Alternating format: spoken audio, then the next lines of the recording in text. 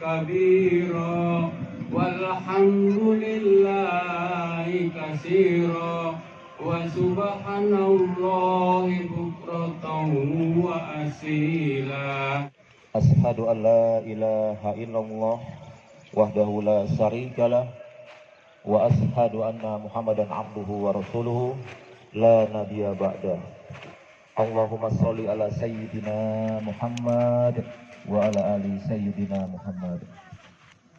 Puji syukur kehadirat Allah Subhanahu wa taala yang mana kiranya kita semua, terutama jamaah sholat berjamaah, sholat Idul Fitri berjamaah yang hadir di lapangan bola ini senantiasa masih diberikan rahmat kesehatan, rahmat iman, rahmat Islam, sehingga pantaslah dan patutlah kita mengucapkan hamdalah alhamdulillahirabbil alamin.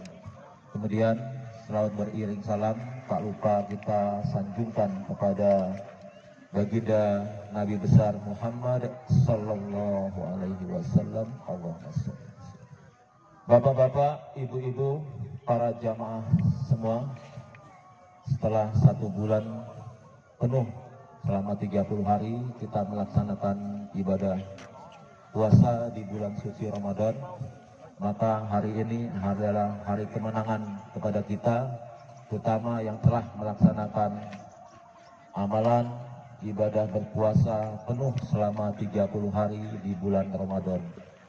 Kita sama-sama mengharapkan keridhaan Allah Subhanahu wa taala agar kiranya amal ibadah puasa kita diterima Allah Subhanahu wa taala dan dijadikan ibadah puasa kita tahun ini adalah ibadah puasa yang terbaik bagi kita, karena belum tentu kita masih berjumpa lagi dengan Ramadan yang akan datang. Dan insya Allah kita sama-sama berdoa semoga Allah memanjangkan umur kita, usia kita, sehingga kita juga sampai di Ramadan yang akan datang. Amin, amin, Allahumma amin. Para jamaah sekalian, izinkan kami dari Panitia Penerimaan dan Penyaluran Zakat Fitrah Masjid Al-Iman tahun 1444 Hijriah 2023 Masehi, Dusun 9, Bangun Sari Baru, melaporkan laporan pertanggungjawaban Panitia Zakat Fitrah, Infak, Sedekah dan Fidyah di Masjid Al-Iman. Jumlah zakat fitrah, fidyah, sedekah yang dapat kami himpun dari masyarakat Gang Jaya dan sekitarnya berjumlah 207 kepala keluarga. Apalagi tadi malam masih banyak yang berzakat fitrah kepada kami, dan insya Allah kami juga menyanggupi menyalurkan. Bahkan ada yang dari luar desa Bangun Sari Baru datang ke tempat kita, karena masjid-masjid yang sudah tutup gitu. Mohon maaf kalau kemarin kami umumkan bahwa hari Jumat, malam Jumat adalah malam terakhir, tapi berhubung situasi juga mereka sudah kebingungan untuk menyalurkan zakatnya. Kami buka lagi, alhamdulillah dapat kami salurkan tambahan kepada 8 mustahik yang berhak menerimanya. Kemudian jumlah jiwa yang berzakat fitrah ada 786 jiwa. Zakat fitrah yang kami terima, kami bagi 2 golongan. Yang pertama dalam bentuk beras berjumlah 100 jiwa. Beras yang dapat kami kumpulkan berjumlah 288,6 kg. Kemudian dalam bentuk uang berjumlah 686 jiwa. Kami bagi dalam 2 golongan. Zakat fitrah yang dapat kami kumpulkan dalam bentuk rupiah total keseluruhan berjumlah Rp23.736.000. Kemudian ada 6 orang yang membayar fidyah berjumlah Rp1.224.000. Total uang dari zakat fitrah dan fidyah berjumlah Rp24.960.000. Kemudian yang berinfak dan bersedekah total uangnya terkumpul Rp1.600.000.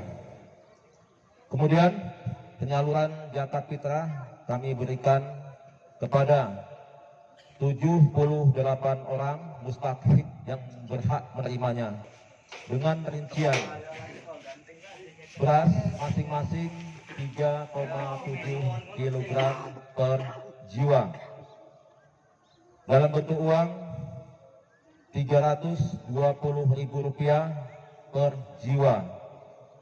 Demikian laporan pertanggungjawaban panitia penerimaan dan penyaluran zakat fitrah, infak, sedekah dan fidyah di Masjid Al-Iman.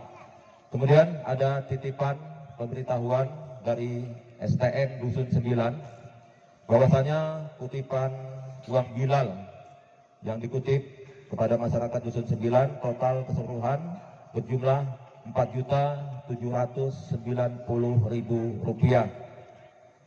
Dan pada kesempatan hari ini untuk pelaksanaan sholat Idul Fitri berjamaah telah hadir di tengah-tengah kita yaitu Bapak Al-Ustadz R.G. Harien, SPD GR MPD. Kami seluruh BKM Al-Iman dan juga panitia penerimaan zakat fitrah, infak, sedekah di Masjid Al-Iman mengucapkan terima kasih yang sebanyak-banyaknya pada masyarakat, baik itu masyarakat Dusun 9 terkhususnya, masyarakat Gang Jaya pada umumnya, dan juga masyarakat yang lain telah menyalurkan zakat fitrah, infak, sedekah dan kepada kami panitia zakat fitrah. Demikian pemberitahuan yang dapat saya beritahukan kepada para jamaah sekalian. Marilah sama-sama kita nantinya melaksanakan sholat Idul Fitri secara berjamaah. Mohon Pak, sebelum sholat, tolong Pak, sapnya kita rapikan kembali Pak, supaya tidak nyusut lagi Pak. Ibu-ibu sudah rapi sebenarnya sapnya. Pak silakan Pak. Sap pertama masih ada yang kosong Pak, sap kedua juga masih ada. Nanti jangan kita bergegas-gegas lagi. Kan Pak, maju Pak.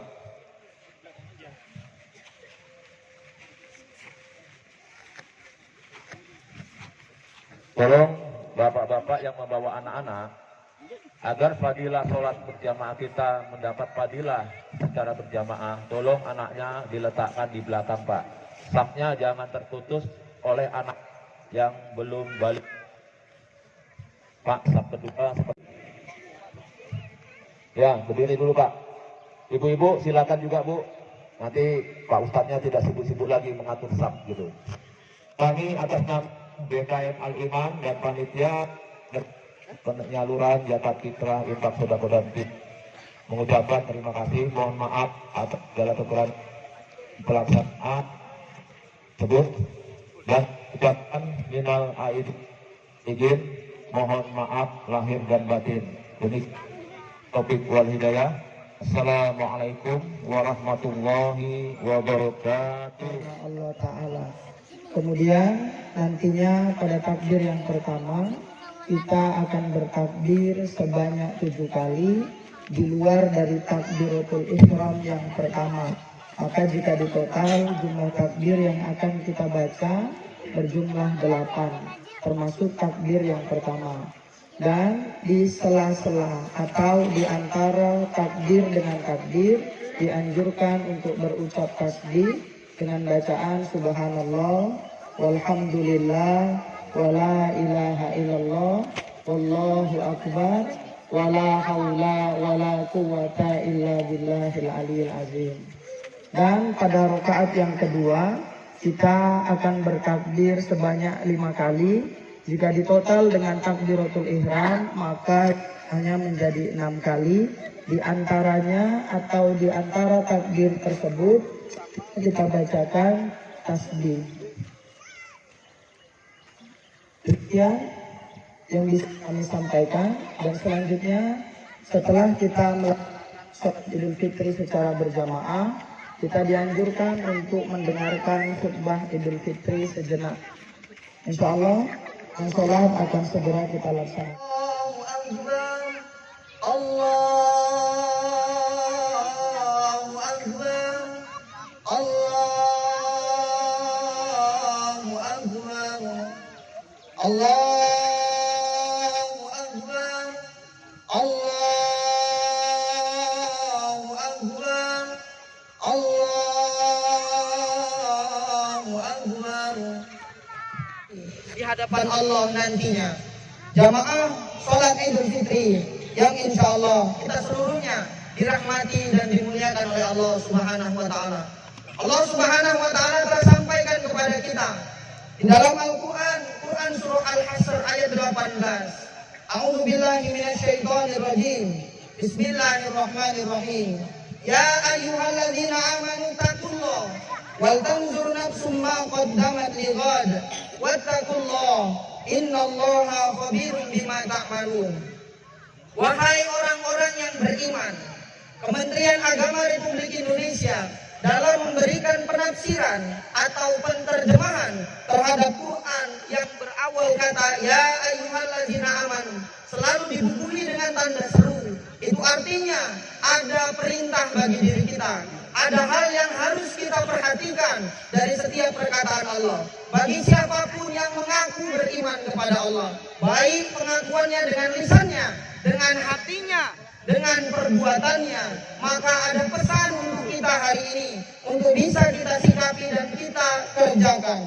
Kata Allah, wahai orang-orang yang beriman, bertakwalah kepada Allah dan hendaklah setiap orang memperhatikan apa yang telah diperbuatnya untuk hari esok, yaitu kehidupan akhirat, dan bertakwalah kepada Allah. Sungguh Allah maha teliti terhadap apa yang kamu kerjakan. Allahu Akbar, Allahu Akbar, Allahu Akbar, walillahil hamd. Siap bahwa hari ini kita sedang hidup dalam ketetapan takdir dari Allah. Jika hari kita hidupi dengan baik, penting untuk kita bisa hari kita diberikan kesempatan ibadah. Hari ini pula lihatlah diri kita, apa kita telah beridul fitri atau bahkan justru sebaliknya kita tidak layak beridul fitri.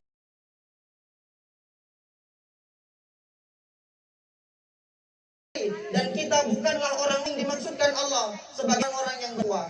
Apapun orang yang beriman untuk memimpin doa pada saat menjadi imam, pada saat sholat kita di masjid-masjid kita selalu akan berdoa, Allahumma barik lana fi Rajab wa Sya'ban wa balighna Ramadan.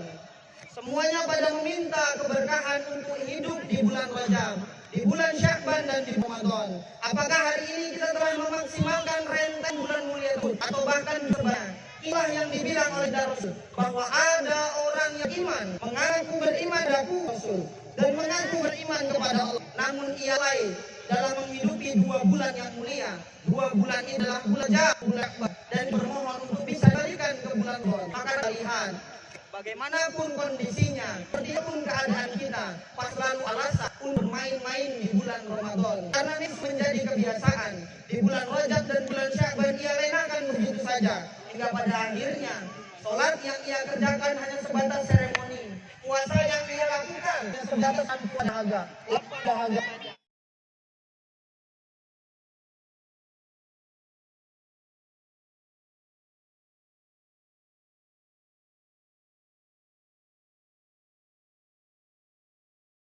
Masa fitri yang insya Allah seluruhnya dirahmati dan dimuliakan oleh Allah Subhanahu wa Ta'ala.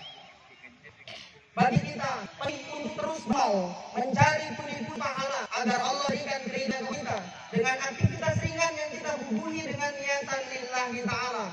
Namun kata baginda Rasul, jangan sampai orang yang melakukan ibadah kepada Allah, mengerjakan rukun Islam, namun nantinya saat menghadap Allah dalam keadaan yang merugi. Baginda Rasulullah SAW menjelaskan dalam hadis yang diriwayatkan oleh Imam Ad-Dailami dari Adi Atib bahwa Rasulullah SAW nantinya akan ada orang yang beriman akan memperkata kepada Tuhan, kepada Rabb, ya Allah, mana pahala puasaku ya Allah, di mana pahala sholatku ya Allah, di mana pahala wakafku ya Allah? Di mana pahala haji dan umrahku ya Allah?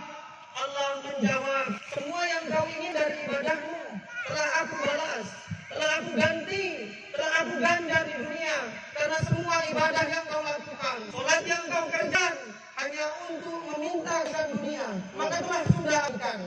Sedekah yang kau berikan, zakat yang kau lakukan, hanya tidak ingin dibilang oleh orang lain, kau orang yang pelit, kau orang yang kikir, kau ingin dibilang dermawan, kau ingin dibilang donatur, maka itu semua sudah aku berikan di duniamu.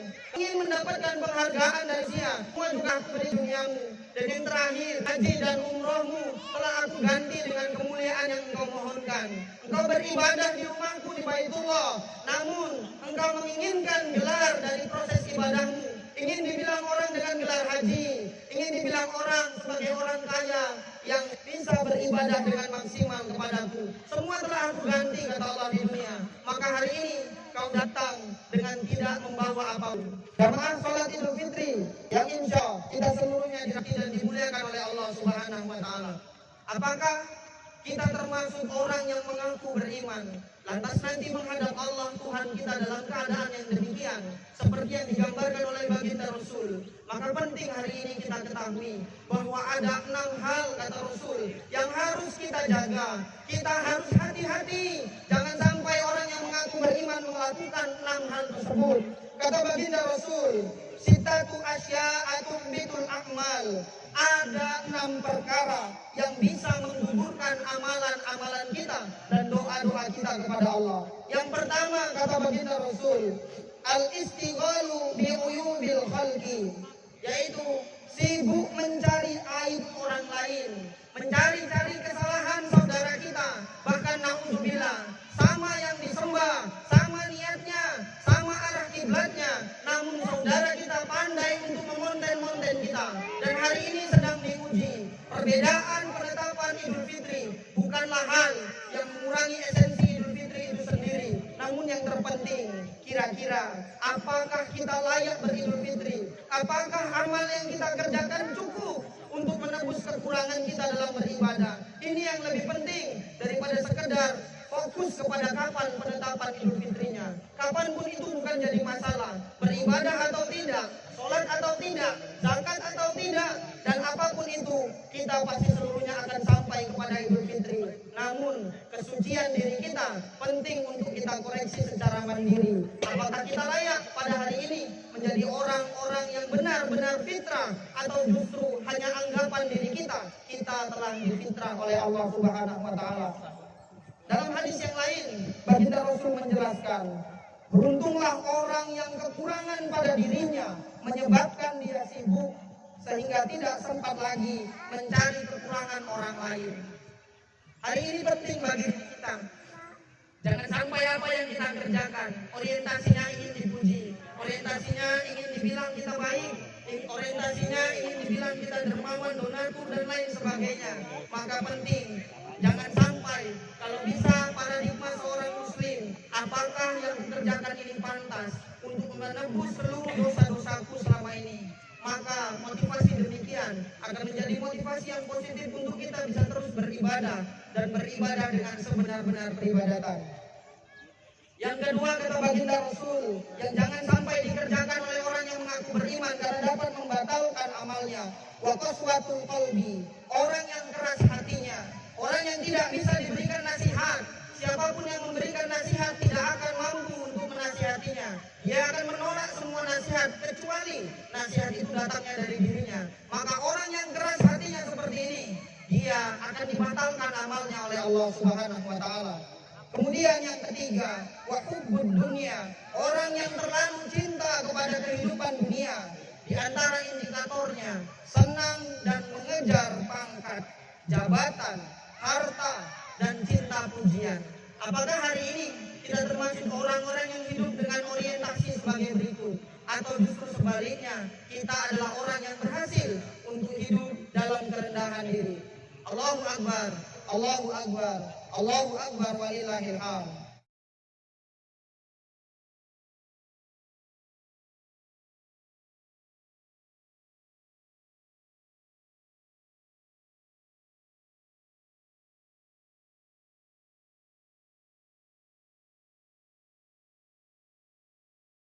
Allahumma ighfir lil muslimin wal muslimat, mu'minina wal mu'minat, al ahya'i minhum wal amwat.